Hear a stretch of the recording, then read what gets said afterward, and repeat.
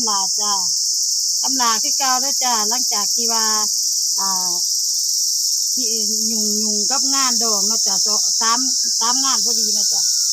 คำลากับบุมีหยังหลายเนาะโอ้ยก็อยากได้คลิปใหม่ๆมันม่วนให้พี่ให้น้องเบิ่งอยู่เนาะจ้าแต่อันเฮากับบ่ทันได้วาง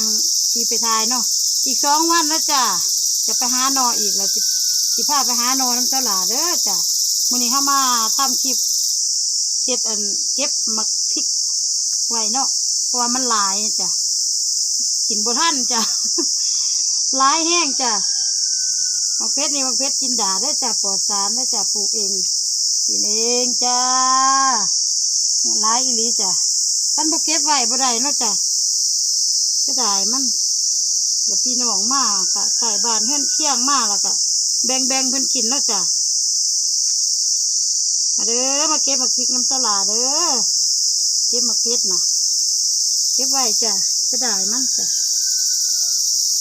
เครื่องนี่ก็ยังค่าแน่เนาะจ้ะเช็ดห้องน้ำให้ลูกสาวเนาะจ้ะขอบมกขอบใจเด้อที่ติดตาม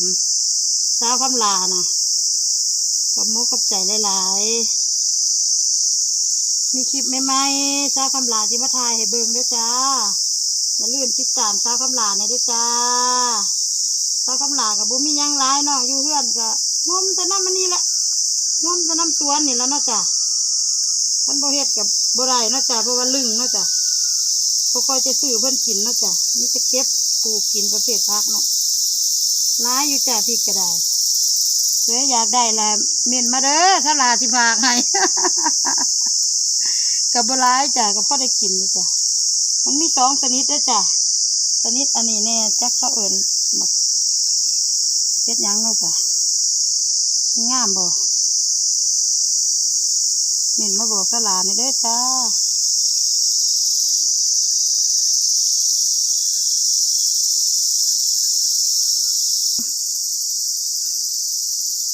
เก็บหมักเพชรนะจ้ามือว่านนี่ขอโทษเด้อเก็บหมักบวบขายว่านนี่แต่ว่าบ่ได้บอกบ่ได้ถ่ายให้พี่ให้น้องเบิ่งนะจ้ะเพราะว่าเผาไปงานเนาะจ้ะ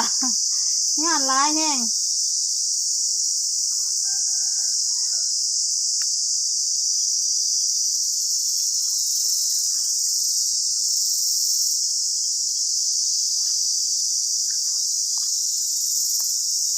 ประมาณนี้เนาะจ้ะเป็นยังร้ายอยู่จ้ะหาก็เก็บได้ต้นเดียวนะจ้ะต้นนี้ต้นที่2จ้ะปลาสุกบ่ได้จ้ะตัวนอนเจาะจ้ะ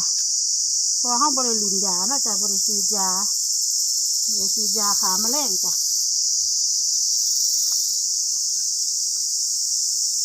อันนี้มะเขือลาวมะเ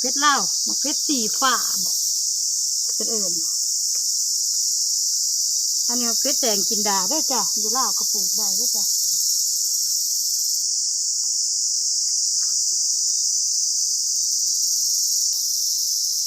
มะเขือในกระไก่ที่เป็นเก็บแล้วเด้อจ้ะมืออื่นจ้ะมืออื่นจะเก็บมะเขือแล้วจ้ะมันเก็บมะเขือไว้ก่อนเนาะจ้ะมืออื่นเช้าคำลายังคล้ายหมักบวบเด้อจ้ะเช้าคำลาจะเก็บหมักบวบอีกมืออื่น